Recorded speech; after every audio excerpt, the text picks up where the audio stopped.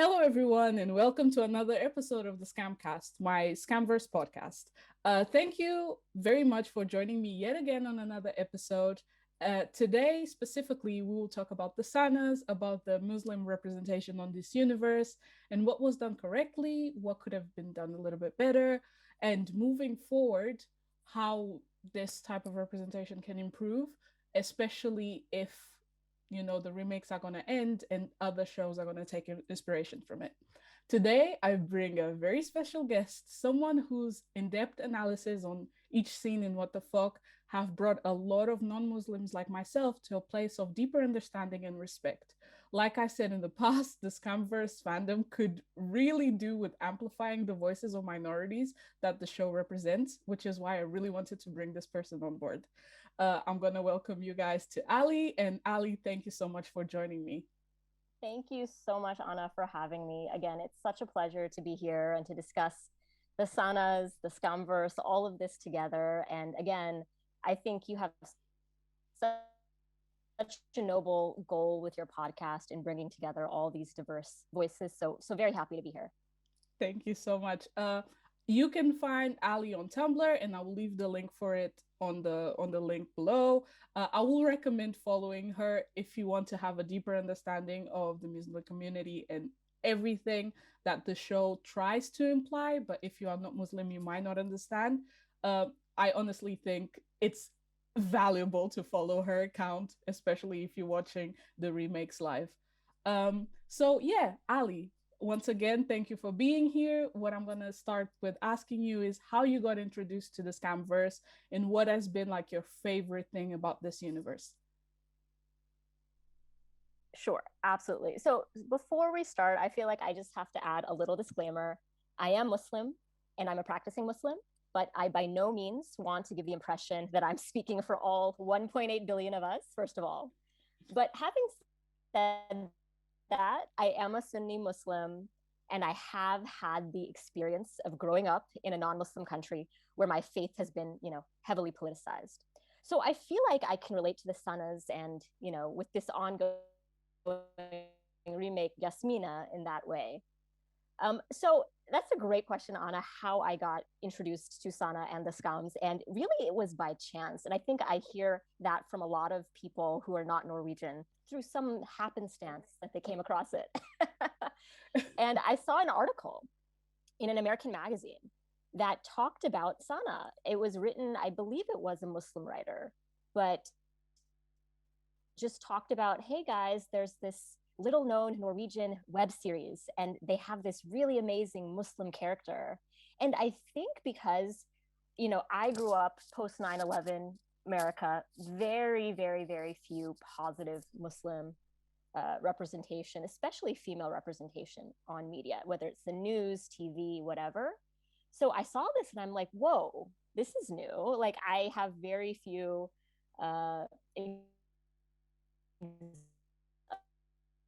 representation. And I guess, the rest is history, like they say. And so after that, I started following the rest of the remakes. And here we are today in 2021. Perfect. Perfect. I love how you found it. It's so interesting because I feel like everybody get introduced to Scam and to the remakes in a very different way. There's people that have been following it from the beginning. There's people that started because obviously the Isak season, that was the one that blew up the most. And it's so interesting to ask people how did they find this universe, and your story is really cool because again, I honestly understand that having Sana, the example of a Muslim girl just in this country that is majority white, majority like, in Norway, they don't even have like a big religion. So it's interesting that you found it that way, especially if it was a Muslim writer writing about it on an American like publication is really cool. And that kind of answers my next question to you, which would be like if you watched all the remakes so far. Yes, I've seen all of the remakes. Um, I think at this point, all of the seasons of all of the remakes except Scam Italia. I've only seen the actual Sana season for Scam Italia, and I have my own reasons for that.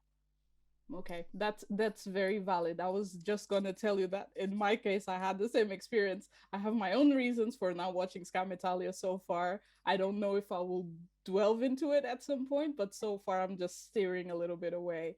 But it's interesting because it's at least what people have told me. They made a few mistakes here and there, which again are mistakes that it's my decision if I want to forgive them or not. But then all of them say like, oh, it's the remake that had the white Sana, and it's the remake that did this and that. But apparently their story, the way that they handled the season, despite that big no, apparently was the best. And I'm like, that sounds a little bit suspicious. Very suspicious. Who's saying this?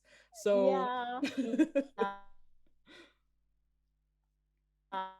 No, it's very, very valid. Look, I watched all of the Sana seasons at this point, and I don't think any of them at the end of the day have done her justice. But I think, look, each season does some things well, some things not so well.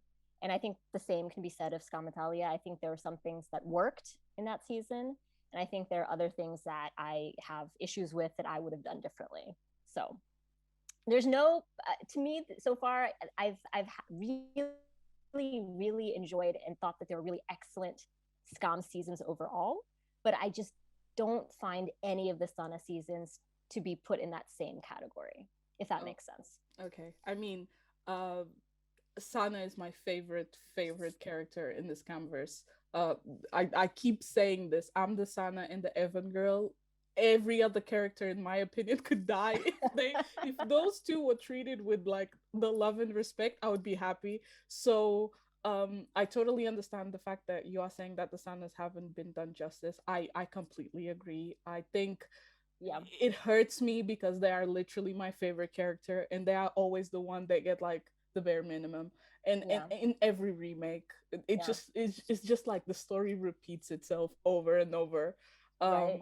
I We mean, this just feel is, like clowns. yeah, no, look, this is slightly off topic, but I just feel like the POC representation in the original seasons across the remakes just hasn't been good. Yep. And what I'm excited, I think, about the new gens is that I think they've taken a lot of the criticisms in mind, and I think they're addressing that. Yeah. I think, I mean, I hope so. I hope they continue to do that. But I just think beyond the Sanas, I think, the storylines with respect to race and just people of color in general, I just think have not been given their due across the original seasons. So, Yeah, I completely agree, and this is a big can of worms that could delve into, honestly, a complete like 3 hour podcast, if we're being honest, especially because this is my area of expertise, saying absolutely. how badly like the scamverse treats people of color. If that's not the entire reason why I started doing these things, because I had to get out of my comfort zone, because I'm like, I'm tired of seeing a show that I love so much treat people that look like me so horribly.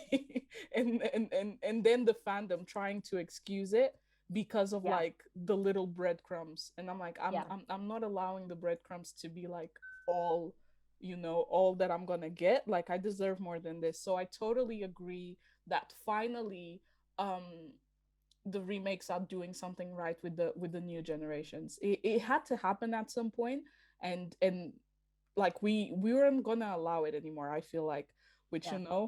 some good things are coming our way now, but um Absolutely. it just makes me sad that the Sanas didn't get this love from the start. I know. I'm with you on that.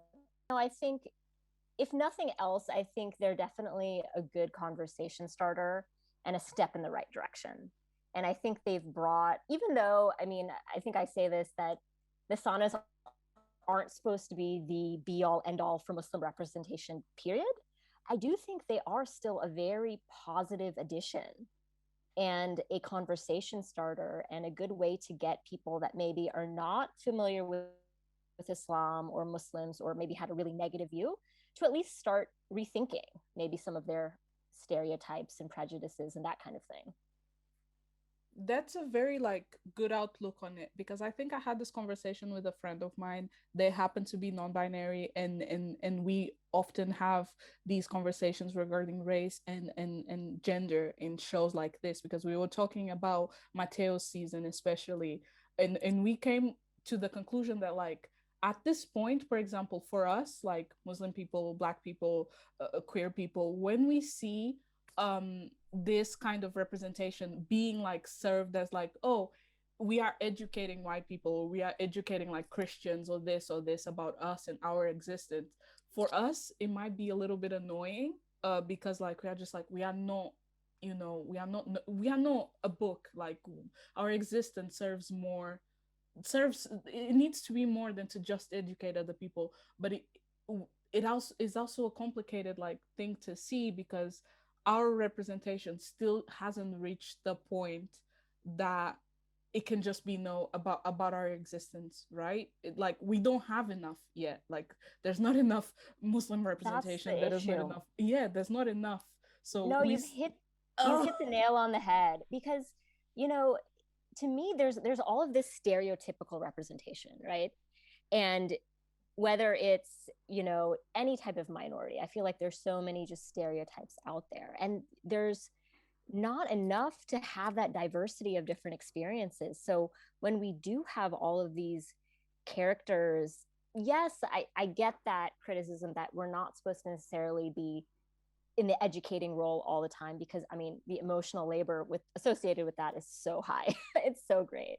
But at the same time, I think it does serve a purpose, if nothing else, to at least let's start moving the needle beyond stereotypes to from negative representation to positive representation. And then the final step, maybe not final, but the third step is just representation, period. And we have all different types within that category. But we need to get there.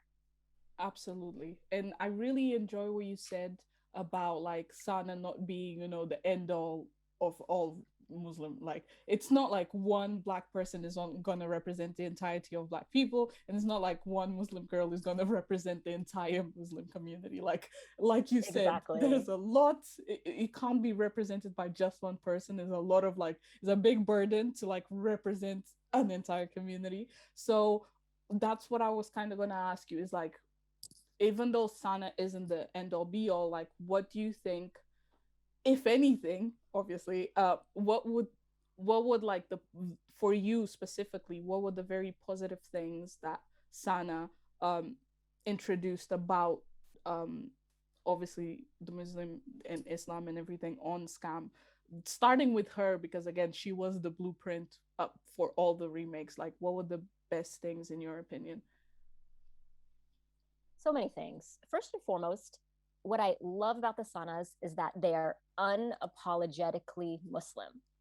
There's no shame about them practicing their religion. They're very proud of being Muslim, and they're able to communicate that with, you know, the introduction of the girl squad, and them not, you know, being afraid to talk about their faith and the hijab and what that means to them. And I think with the sanas changing this narrative about them being, you know, having a strong personality, being very vocal, it also moves the needle from, I think, the narrative around Muslim women being these poor, oppressed girls that, you know, need to be saved, to these fully fleshed out human beings with personal choice and freedom and problems just like everybody else. I think going through the Sana season, you see, no, she has love issues just like all the other girls. I mean, she has issues with her parents sometimes. She has issues with school. I mean, these are real life things that are so relatable. And I think it goes to show girls is not being this other, that there's nothing wrong with being Muslim, wearing the hijab, going to school, practicing your faith, but also we're just like everybody else. And we have all of these same types of problems. And I think the Sanas do a good job of bringing those ideas to the Scumverse, if that makes sense.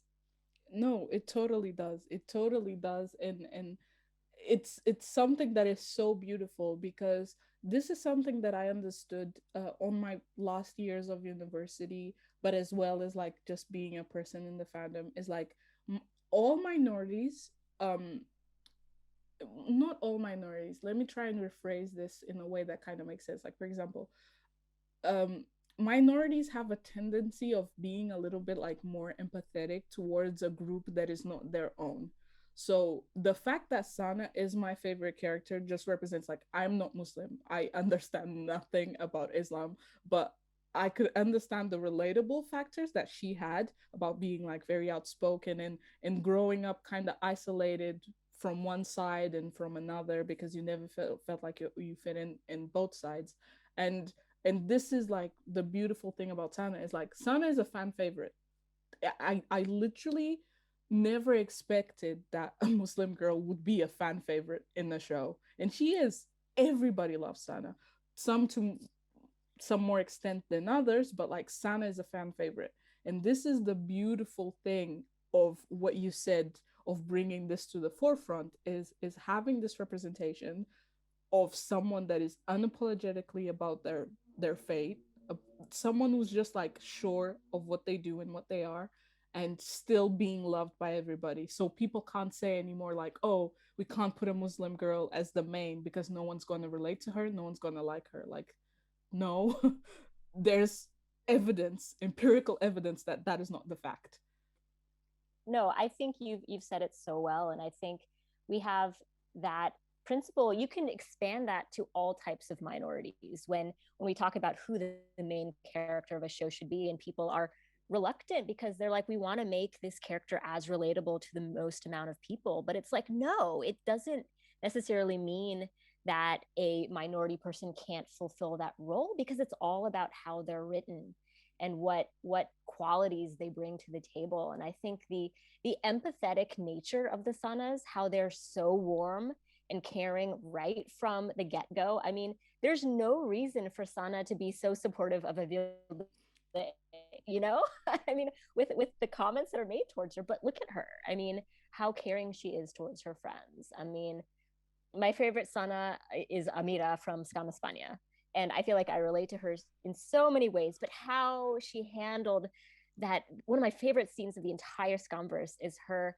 is Chris's coming out scene to her, and just that connection, and how she just sort of is there for Chris, but talks about it in such a way that, you know, Chris was so nervous about her being Muslim, and Muslims cut the heads off gays, don't they? And she just put that to rest. And I thought that was such a beautiful scene. But you're right, this empathetic, warm nature.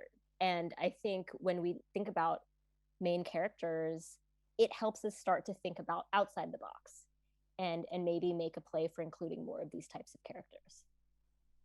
Perfect. You just went to something that I really want to ask you. Amita from Scam España Oh, is something else completely. But what I'm gonna ask you now is, obviously, if we are talking about the good, we have to talk about the bad.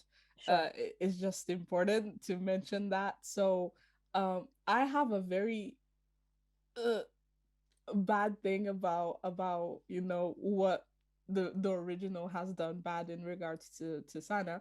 But what Yeah. I want to ask you specifically is like, what are the moments on the original that made you like kind of angry, kind of Yeah. disappointed, what you think should have been handled in a different way? I Yeah. really want to hear your thoughts on that. Sure. So, I mean, I think there are common criticisms, like, for example, there was too much Nura taking away from screen time, too many of the fan favorites. So let's set that aside, and I'll concentrate mostly on just Sana and Yusuf, and sort of all of the issues from that perspective. So I think this is probably a little controversial, but Juliandum had this view that there are parts of Islam that need to be reformed. And it's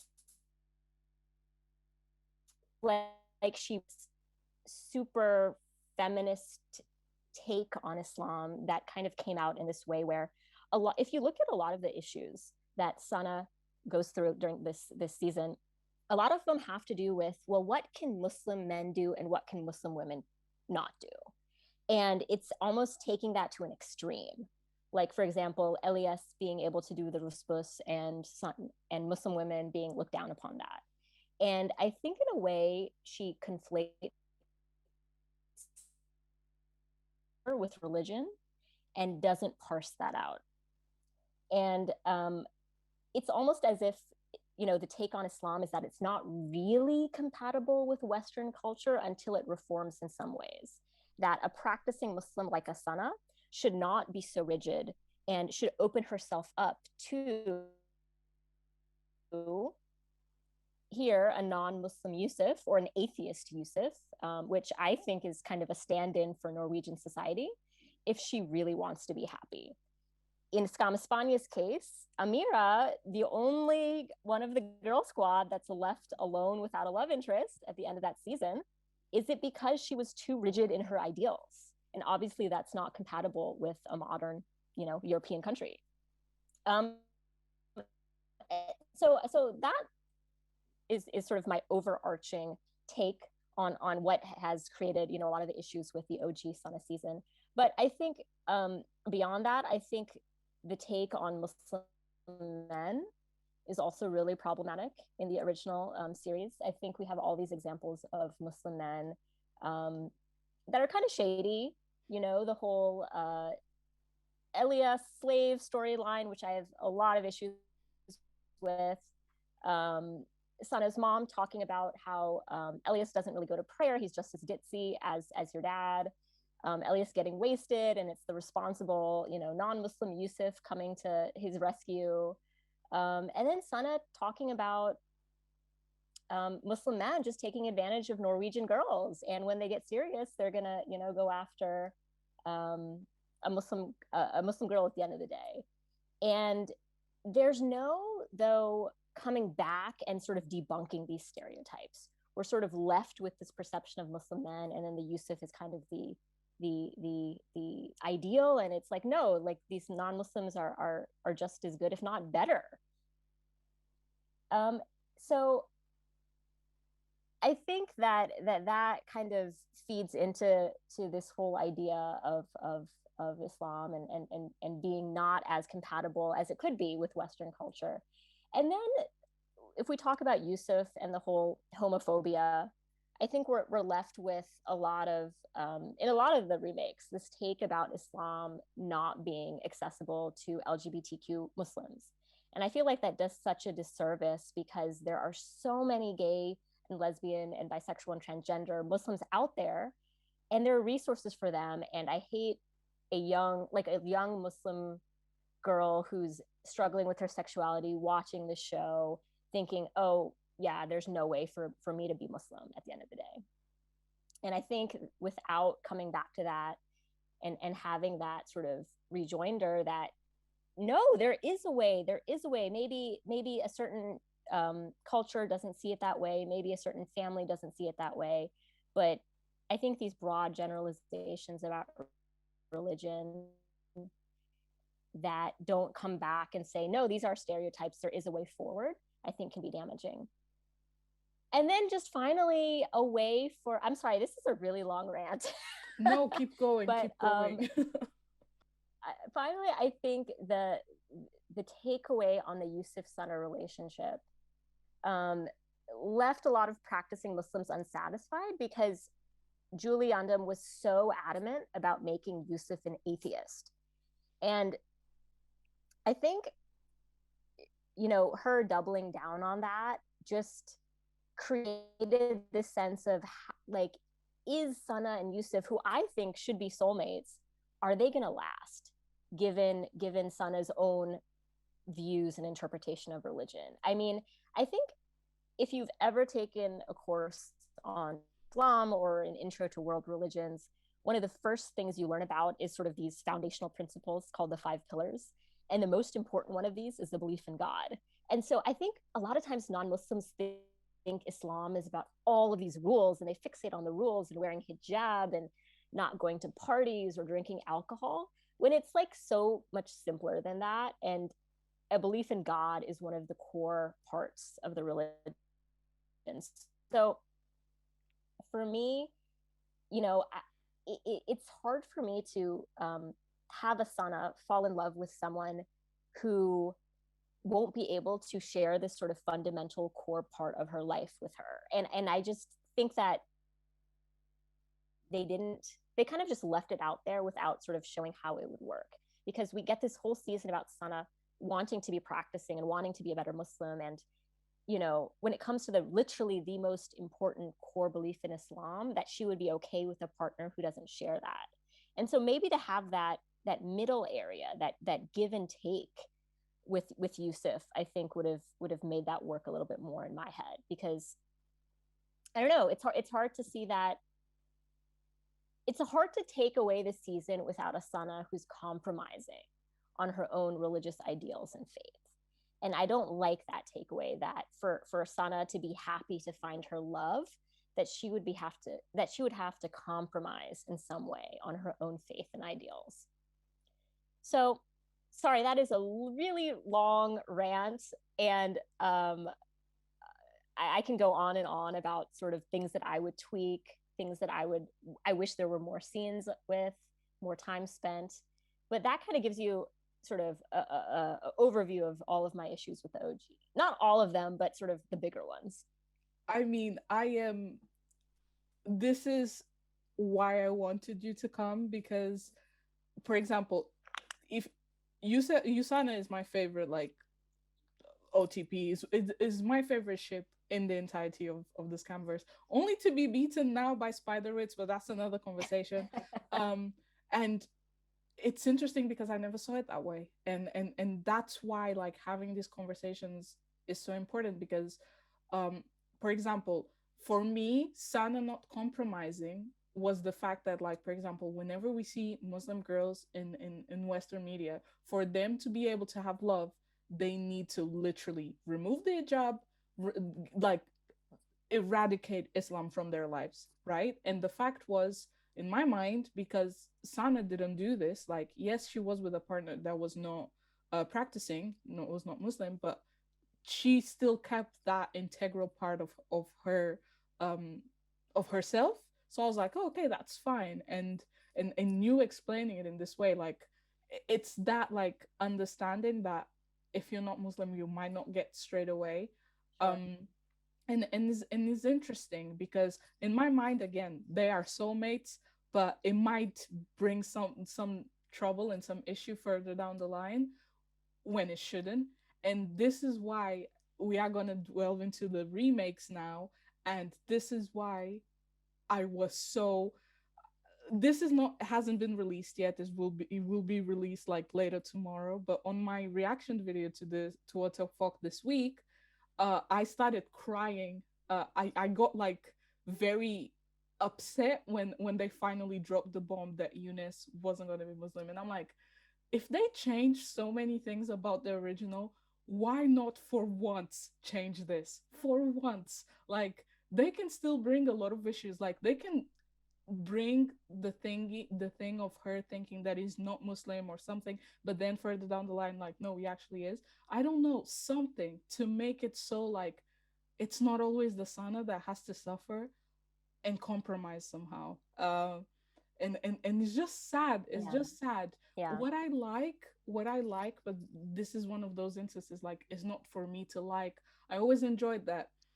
Even though the Yusufs are not Muslim, they talk about the positive things that they took away from Islam, which is, at least in my mind, I don't know how other people saw this thing. I don't know how other people, like, took this in.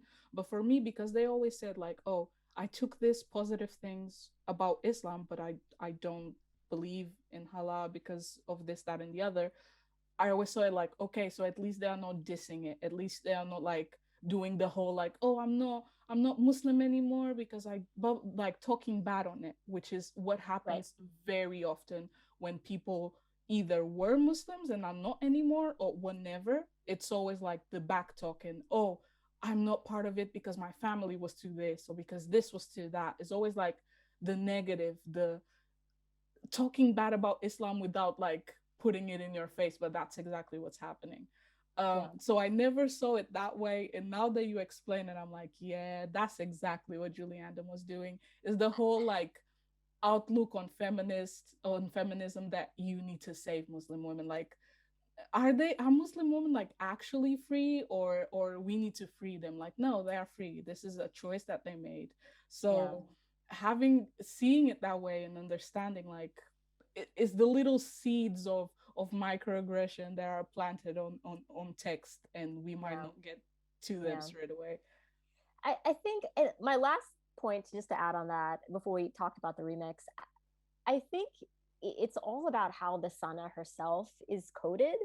And to me, she is coded as someone who is practicing following the scripture to the best of her ability. So when you take something away or have her not follow scripture or not, or have her love interest sort of kind of go against that, that to me is where the issue is. I think if we had a Sana who was maybe, you know, not so practicing, or had sort of a more, you know, a different take on Islam, I think my reaction would be different. um I think it's with respect to, because obviously there's so many different types of Muslims out there. We all have different levels of practice. But I think this particular takeaway, and the fact that she is compromising in my mind. And also, when you have the Sana who, I mean, she talks about her, how her life is kind of revolving around Islam. And, you know, think about just her going through Ramadan, fasting, praying by herself. I don't know, that's kind of sad to me, where she's not able to share these things with her love interest. So that's why I kind of like the Druk um, take on it a little bit more, and we might talk about this later. Is that it seems a little bit more of a give and take, where there's compromise on both ends, perhaps. I don't know. Perfect. Okay, so this again, we will talk about it right now. Is what do you think the remakes kind of have improved on the OG, and maybe how some of them kind of fell short? If you want to expand on that. Sure. So I think of all of the, if we take the Usana relationships, I think my favorite so far has been Druk's version of it, because first of all, I think I think the chemistry between all of them is really just amazing. I think they've done a really great job across the board. But I think Muhammad's reasoning for why he doesn't believe he's a refugee, and he talks about that, it just makes a lot of sense in the context of that. But how it's not so one-sided, where it doesn't leave him open to maybe coming back towards religion or finding some kind of middle ground. And he talks about, you know, trying to work it out with Amira. And I think that was sort of a better take, not perfect, but a better take, and it made more sense than sort of OG Yusuf being, I'm an atheist and it's because of this homophobic religion. You know what I mean?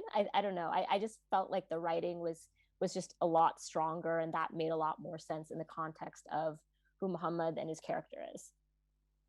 Um, I think that it's always weird to me about the lack of Muslim friends that the Sana has. I think that it's especially because we talk about all of this isolation. And yes, we have the Jamila character at times, but to me, it just it feels very kind of hollow, because I think that it's very, I don't know, out of character for Asana not to maybe participate in mosque events, or at least have some other Muslim friends. So I thought Skam Espana's introduction of Las Labas and Dunia and Noor and Elena was just perfect. I thought that was just something that was really needed in the Scumverse, because yeah, of course the Sana is going to have her own set of Muslim girlfriends. I think, you know, and people with whom she can relate to, this whole being a Muslim in a non-Muslim society idea. Um, and then I think the familial relationships. I think I know I don't really give Scamfrance much due, but I really like the relationship between Iman and her dad, and later on her mom. Those family relationships, the dynamic between Amira and Scam Espana and her parents was just so rich, because we get a lot of stereotypes about Muslim parents, about being super strict and, you know, imposing their own will on their kids, and to have these warm, loving parents who just want to see their kids do as best as they can in this society, that just want to protect them, I think was really refreshing to see in these remakes. I totally agree. Something that you said in the beginning was the fact that like Yusef just dropped Islam because Islam is homophobic, and this is something that like always has hurted me. First of all, in the OG when they even hinted at the fact that the reason why Isak was punched in the face was because the balloon squad was homophobic. Like the fact that they even hinted at this was enough to make me very angry because like of course some people's immediate reaction is going to be that we know that it's not it, but they made it seem like it was, and then they dropped like, oh no, of course it wasn't. Like even Sana went to that, like, what they being homophobic. Like this is people that you know, this is your brother, this is your friends, like people that hang out in your house. It would be like, why would you assume that they would be homophobic? Like why would that be your first idea? Like us as an audience and Sana, like that always made me very angry.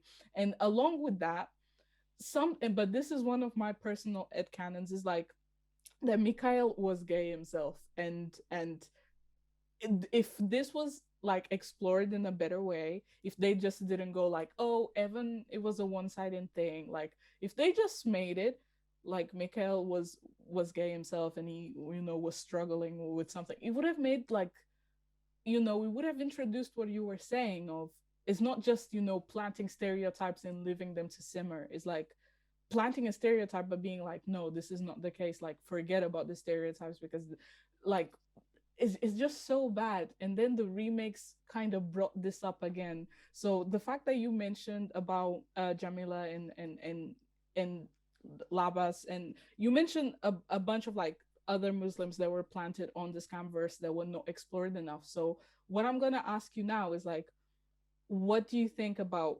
the Kasim storyline? What do you think about Aisha Oh now gosh. on What the Fuck? Because this is like that, presenting different types of Muslim that might not be as practicing as the Sanas, but they are Right. still valid. They should be respected. So what do you think about that? Oh gosh, I wish the whole Kasim storyline was done so much differently.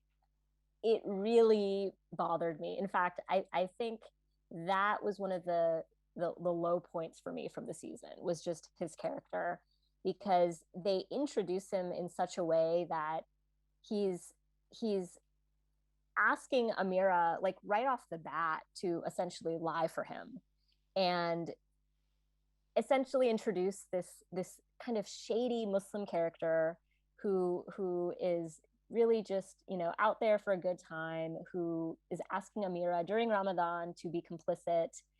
And it really just didn't add much to this nuance you were just talking about, where we could really dive into, well, how about making Kasim a practicing gay Muslim and talk about that struggle, instead of making it like, oh, I'm kind of again bringing up these potential stereotypes that, oh, maybe my mom and my sister are homophobic and I really don't want to even talk about it with them. And we don't go back and really explore that at all. We're just sort of left with this long, drawn out Lucas Kasim storyline where Amira ends up outing Kasim. I really did not like that either. Oh no, go ahead. The It was gentle so off treatment. character as Yeah, well for our baby Amira. Amira would I not do know. that. I know. Especially how gently they treated her relationship with Chris. And then, if you remember, prior to this season, Amira sat down with Lucas Rubio during his YouTube channel, and they had a really nice conversation. And then to have her do this and have this storyline, it was really out of character, and it really just didn't add anything. It drudged up these homophobic stereotypes about Muslims, and we lost an opportunity to have a practicing gay Muslim character, good representation. Instead, we have these duplicitous, I'm circling back to again the depiction of Muslim men. in media, we have these duplicitous characters where they're either, if they're not terrorists or gangsters, they're lying. I mean, we had those gay characters on the show Elite on Netflix, where they also had their loved ones lie for them and tried to cover for them, and there was this cheating and what have you. And so, you know, I feel like there was such a missed opportunity for Kasim to sort of be this more positive representation, more nuanced representation of a gay male character, instead of going off onto these tropes. Aisha, I know we've only had 4 episodes worth, but I actually kind of like her. I think that she can be potentially a really, really interesting character and a good source, in contrast to Yasmina. I was worried at first, I'm not going to lie. I wasn't sure where they were going, but the idea that, here is another Muslim character who I still do think she would identify as a practicing Muslim, but practices in a different way. She goes to parties, she doesn't wear hijab. And I think that she can be a potential source of support for Yasmina, like these Muslim girlfriends we were talking about earlier, like Las Labas. And so I hope the show goes in that direction and explores that, there's no judgment here. We're not saying that Yasmina is a good Muslim, Aisha is a bad Muslim. No, there's just different types of Muslims out there. And I think that's really, really powerful and important to show, that there's not one way or one right way to be a Muslim. And unfortunately, I think with the Kasims and some of these other characters, it's just too extreme and too tropey and a missed opportunity. Yeah, yeah. I totally felt that way when I saw Aisha in the beginning. Like at first, I felt so like taken aback by, a lot of people saying, oh, I was expecting it already. I was not, because I'm always like surprised when they pull these things on me, and especially I'm always like, okay, they're gonna go into the stereotypes again. But it's interesting because I saw this video like 2 weeks ago, I think.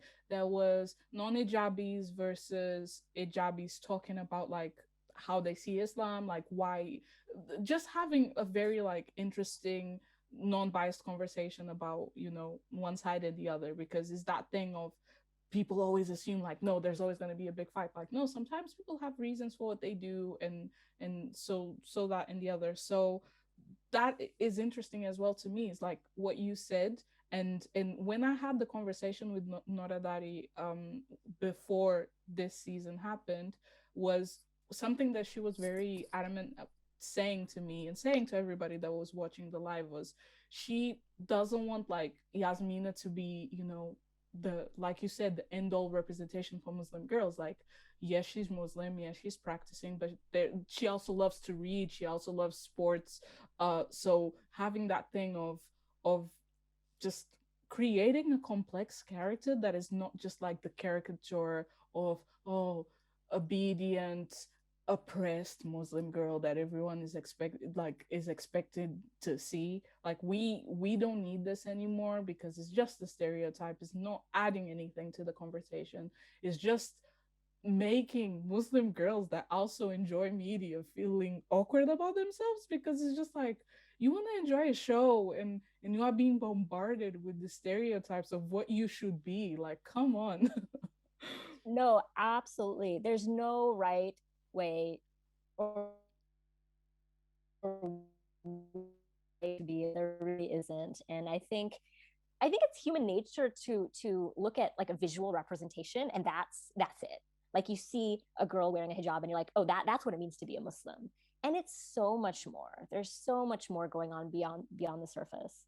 And there could be a hijabi Muslim and a non-hijabi, and the hijabi or the non-hijabi, no one knows. I think that, it's very easy to sort of put these stereotypes, put these visual representations of what is right, what is wrong. This is how you should do it. And there's no one way to do it. There really isn't. And I think for a lot of young Muslim girls out there, there's so much pressure. I mean, I think for all girls, right? There's always somebody telling you what to wear, or what not to wear, or how to dress, what not to, how not to dress. And I think for Muslim women, getting that pressure about hijab or how to dress or whatever also feeds into that. And I think it's good to show, like a Dunya and an Amira, these are two really good friends. Both are really good Muslims. So what if one doesn't wear hijab? It doesn't matter. Let's take Yasmina and Aisha. So does it really matter if one likes to party, one doesn't wear hijab? I mean, they still can be good practicing Muslims. I think it's important to show that diversity, especially with all the pressures that young girls and guys too face. Yeah, it's just like what really angers me is like people trying to dictate your relationship with God based on how you behave or how you don't behave. Like I know, and this is my side of the Christianity side of things, is I again have a very complicated relationship with God because of my own reasons. I'm not about to tell like a practicing Christian like, oh, you can't do this because of my experience. And what's funny is I know a lot of people that are like the practicing Christian that go to church and blah blah blah, but then like behave horribly towards other people. So I'm like, let's not try to dictate people's relationship with God, people's relationship with religion based on what we think a prime example of whatever religion should be. It's just wrong. It's just not acceptable. Yeah. No, and I think we can't. I mean, it's everybody likes to judge. I think it's human nature, right, to just want to judge. And it's giving people the confidence to be who they are, and sort of tune out all of that judgment, I think is so important. And I think that's ultimately what the Yusuf Sana situation is supposed to embody. Um, but I just think that they could have gone about it in such a different way. But yeah, I think that's important, is not to put one way to practice your religion, because you're right. At the end of the day, it's between you and God, between you and whatever higher power you believe in, or whatever, thing is out there. And no one can interfere with that, because it's so personal. One, so I have like three final questions for you, and they're gonna like go in a different way. But the first one is like, what do you think, like, if you think that the Sana representation is, for example, good for basically Muslim girls that live in like majorly white countries like European, America, stuff like this, because again, it's not the end all be all, but if it's like, if you think it would be good enough to like be recommended to other people in your personal view.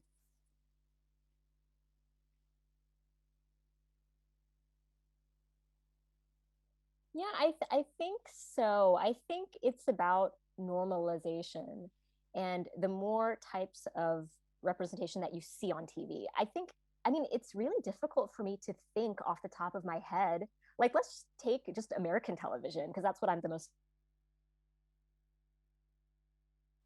An American show where you have the main character as a practicing Muslim girl. I'm finding it very difficult to just name one off the top of my head. And so when you think about representation, I mean, it's such a existential question, right? What is good representation? What is bad representation? And what does that mean? And I think when we at least have a positive Muslim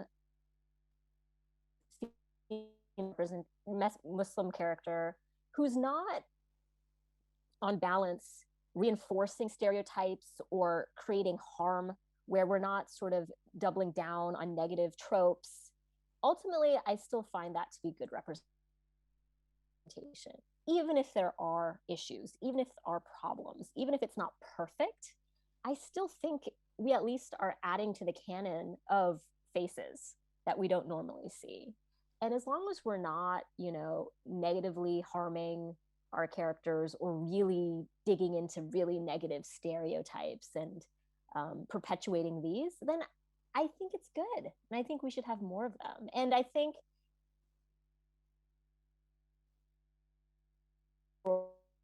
I think when we have all of this fan discussion, right, and we talk about these characters, what we like, what we don't like, showrunners start noticing. Like, we know in the Scamverse, showrunners pay attention. Like, people are in the tag on Tumblr, people are, on Twitter, they're reading and they're internalizing a lot of the criticism. And so maybe the next time it'll be even better. And so I think, like, that's the place where I see this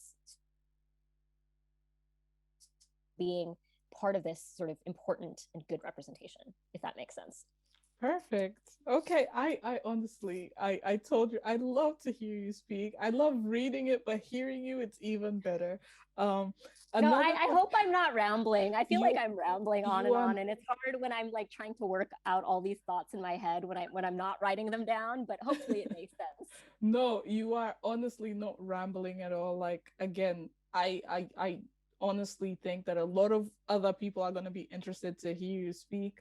Um, another question that I have, because this is something that I would love to see based on everything that you are writing and what you are saying. What would be like if you were a writer in this case on Scamverse and you could write your own Sana season? What would you absolutely have to implement and what would you take out for sure? So, what I would like more of is the drama within the friend group. What I've always wanted the Sana seasons to explore more is this drama within the friend circle, and what to do when people who you consider to be your close friends are acting in racist, homophobic, misogynistic ways. Because your friend circle can actually be a source of a lot of microaggressions. And yes, there are right-wing racists and people who will scream in your face. I think we see that in the Sana seasons with, the lady on the bus, or, somebody, I think in Druk, there was a scene where Amira like encountered some guy on a bike who like yelled things at her. But I often find it to be even more hurtful when a microaggression comes from your own friends, right? Where you have to laugh it off for the sake of keeping the peace, swallow your own discomfort. And I think that's something that so many people can relate to, that what to do when you have to encounter these within your friends, because they're your friends, they're people you care about, but still they're harming you. And I think we've started to touch upon that in Druk season 6 with, obviously the conflict between Mylene and Eva. But I think with the Sanas, I really would like that explored more. Because that isolation isn't always a third party, external thing. It's a lot of times it's within your own friends. And so, like, if you remember the last scene of What the Fuck Down, where Yasmina kind of withdraws within herself when it's like all the people and they're talking about partying and drinking and stuff like that. I want to explore more of that, and how it feels to be alone in a crowd of your friends. I think that's really powerful, and I think that's really relatable, not just for like a Muslim, but for so many different types of people. Um, and then I think I would just really like a Muslim Yusuf, just because, I mean, first of all, I think having more positive Muslim male representation in media, I just think adding to that canon of how, you know, this person isn't a terrorist or a gangster or a jerk or a player. It's a just a good guy. And I think I like the idea of a Sana and a Yusuf kind of both being Muslims and navigating a non-Muslim society together.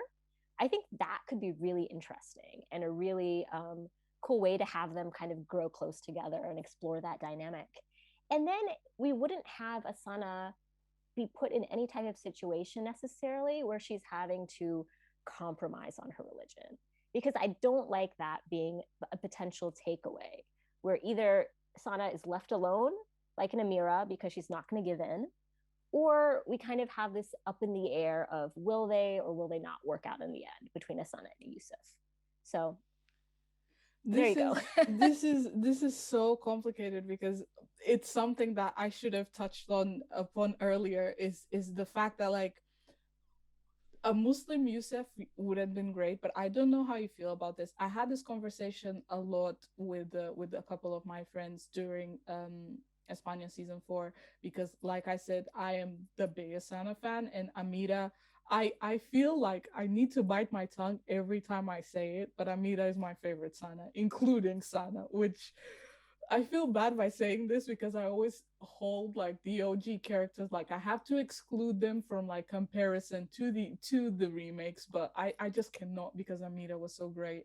And this is why like I feel like what they done with Amira's season removed even like me wanting to rewatch it, which Yeah.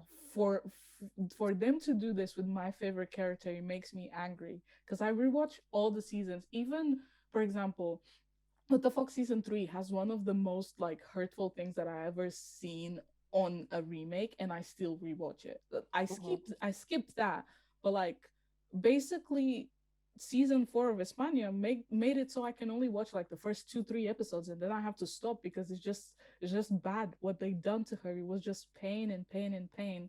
Yeah. And something that I wanted to discuss with you was, for example, what a lot of what we talked about was how great it would have been if they made Danny convert, because basically he saw this girl that he didn't really see too much of, and he started liking her once she like became practicing, and like once she committed herself to her religion.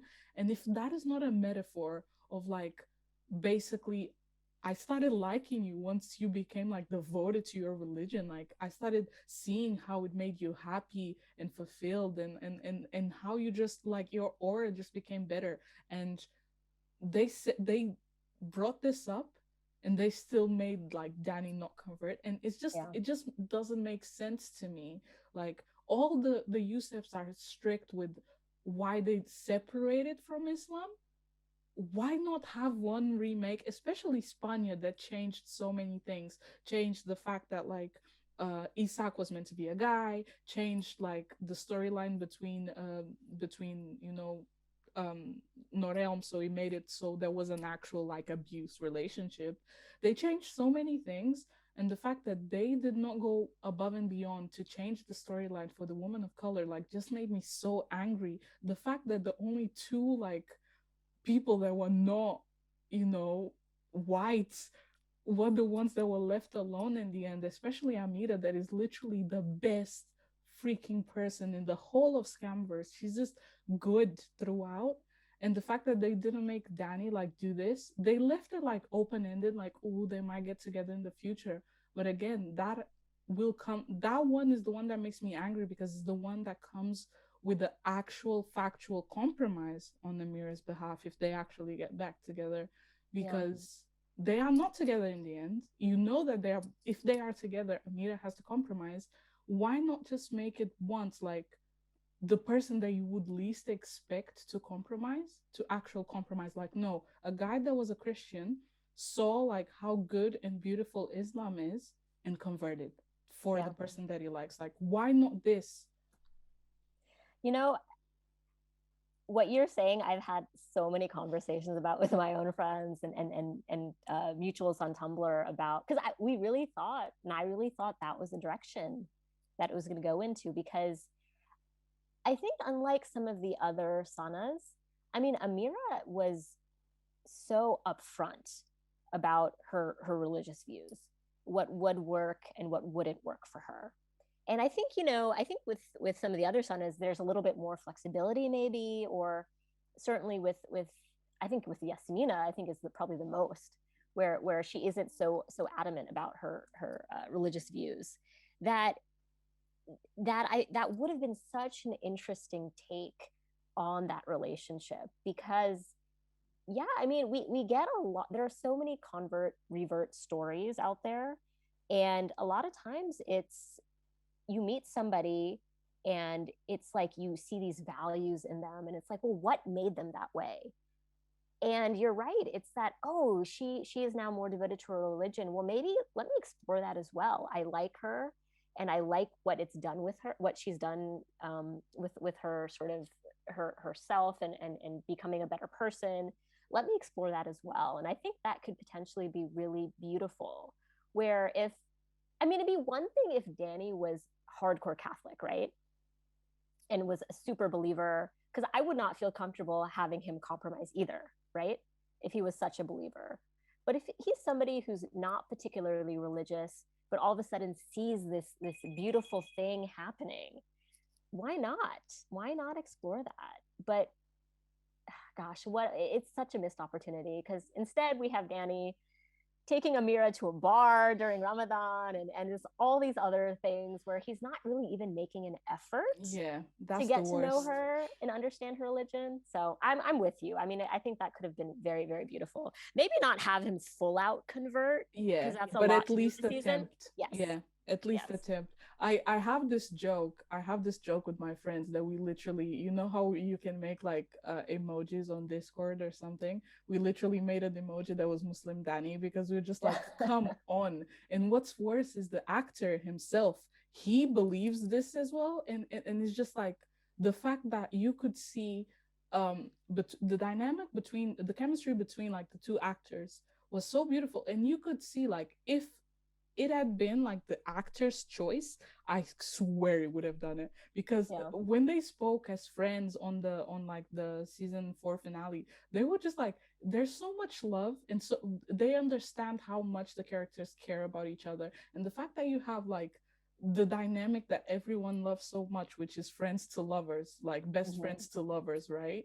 You have this dynamic, and you don't even like, you are not willing to put in the effort, but Amira is the only one that doesn't get this effort put Yeah. into.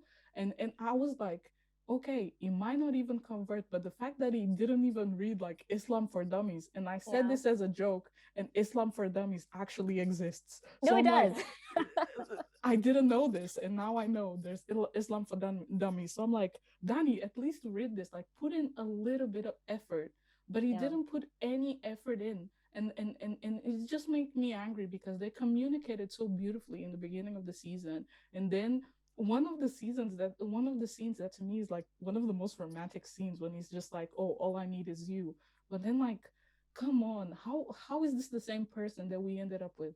Yeah. Like it just doesn't make sense. It doesn't make sense that Amira was, I honestly, in the back of my mind, I think Amira was the most mistreated Sana, because like she just suffered, and all of her suffering didn't come with a resolution. Yes, Yeah. they went to the beach all cute and stuff, but like Chris didn't apologize. Yeah. Her and Danny didn't really fix anything. She was the only one that was single. She didn't get to do the speech, but at the party, they let Ines speak and this other random guy speak, but it was the perfect opportunity. And what I'm even angry about the most is the fact that like Ajad is such a talented actress. She was Yes. so devoted to like delivering this season. And honestly, I think they had her like under contract or stuff, because she was like, "Oh, the season is nice and amazing." Girl, no, no, you deserved much better, especially working during COVID. You deserved better. Come on, No, look, we can have a whole separate podcast about season Amira. 4. Yeah, Amira. No, seriously, I echo everything you say. I think, what is the takeaway from her season? I don't know. But one thing we didn't talk about is, I think, how important it is to have a representation behind the camera as Yeah, well. yeah, Because I think it would really, maybe not solve all of these issues we're talking about, but but benefit. certainly benefit. Exactly. And I don't think, I mean, I know a lot of the remakes sometimes say, well, we had the actress kind of take part, but it's like it puts them in an uncomfortable position. Position. Oh They're a yes. young actor trying to make it in the industry. You don't want to get a reputation for being difficult. For, I mean, we hear all these stories now coming out of the Me Too movement, right? Yeah. Of not wanting to sort of rock the boat. And so it's not enough to just put it all on the Muslim actor or actress, involved in the remake. I think it's so important to have just diverse representation behind the camera, writers, directors, um, crew members, all of that. Absolutely. Absolutely. And for someone that did film in university, I can tell you how bad it is. It's just No, it's not acceptable. It's getting better. It's getting, but it's still not acceptable. And this is why I didn't like when everyone's like response to, oh, what the fuck is gonna be nice because Noradari is involved. Like Noradari doesn't have to do everything. She's an actress playing a part, and she was very like involved in developing like Yasmina and her likes and stuff like this.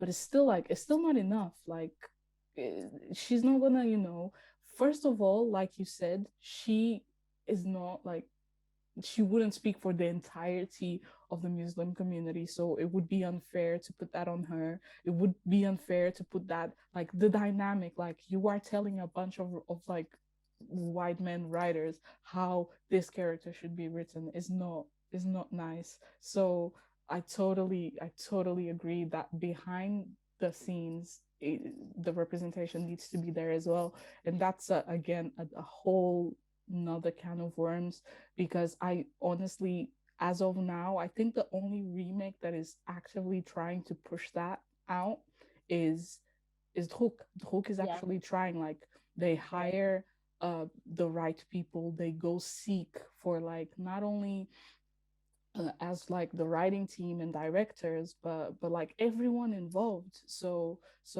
I this is why like lately Truk is the one remake that I'm always putting at the forefront of these conversations, because like they're actually trying, and you can see that they are trying. And what the fuck, I mean, if I don't know if they're actually gonna like continue beyond this season. I don't think that's going to be the case, because they seem to be saying their goodbyes. But I mean, Druk did the same and they came back. right. So if they end up coming back, like I hope all the remakes take away that like behind the scenes needs to become a little bit better, for the representation on the screen becomes a little bit better as well. Now what I'm going to ask you is basically the final question is, how do you think this entire remake, this entire universe will maybe help in regards to like Muslim representation? So what other shows can take away from this to like make it better? Because like you said, you can't think of the top of your head as like a Muslim girl as a main on an American show. And we need to reach that like beyond the fantasy like worlds, because in the fantasy worlds they always have this like very, dubious, are you actually, are you not, characters. But in terms of like real life dramas, whatever, like what would you hope other shows take away and introduce into their own for the future? Yeah, that's such a great question and such an important question. And I think first and foremost that these types of characters can lead and carry these shows on their backs. I mean, Hajar is an amazing actress. I think she conveys so much emotion. I think Nora Dari, I think all of the Sanas I've been really impressed with. I think they have done a fantastic job, even in some of the remakes that weren't so great with their storylines. I think given the script, given what they've had, they've really made the most of it, and they've really done a great job. And so just to show that, look, we can have this type of character be the main character and have an interesting, well acted story. We just need to improve upon it, but we shouldn't shy away from having these types of characters be the face. Like I even though we talk about how much Amira's season just let us down, I still have the image of Hajar in that yellow hijab, the promotional pic from Skam España, and how powerful it is just to see that, and to have shows be, don't be afraid to do that. Don't be afraid to have that be your promotional pick. This Muslim girl, this whatever minority girl or guy. That I think is sort of one of my biggest takeaways is don't be afraid to, yeah, of course, it might not get as many views as sort of your traditional, main character, but you can still take, and by the fan engagement, see that these characters are really interesting. They're generating conversation. People are really interested in their stories. Like you said, I mean, the Sanas are fan favorites. Um, and then I think really listen to fan engagement. I think that's where I think Druk has done such a fantastic job, is that, okay, yes, your season may not be perfect, but there's going to be a lot of people talking about it. I think with these seasons, you know, there's a lot of, and especially a show, these remakes where I don't know what the total viewership is, but I do see there's a lot of activity either on Twitter, Tumblr, YouTube, etc., where people are talking and sharing different views and saying what they did like and what they didn't like.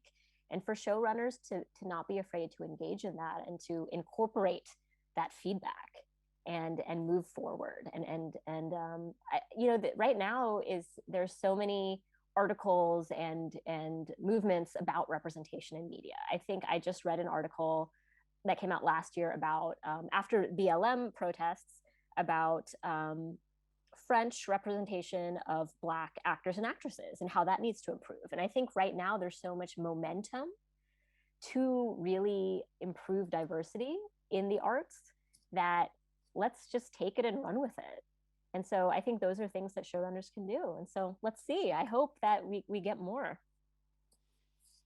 Perfect. Okay, so wow.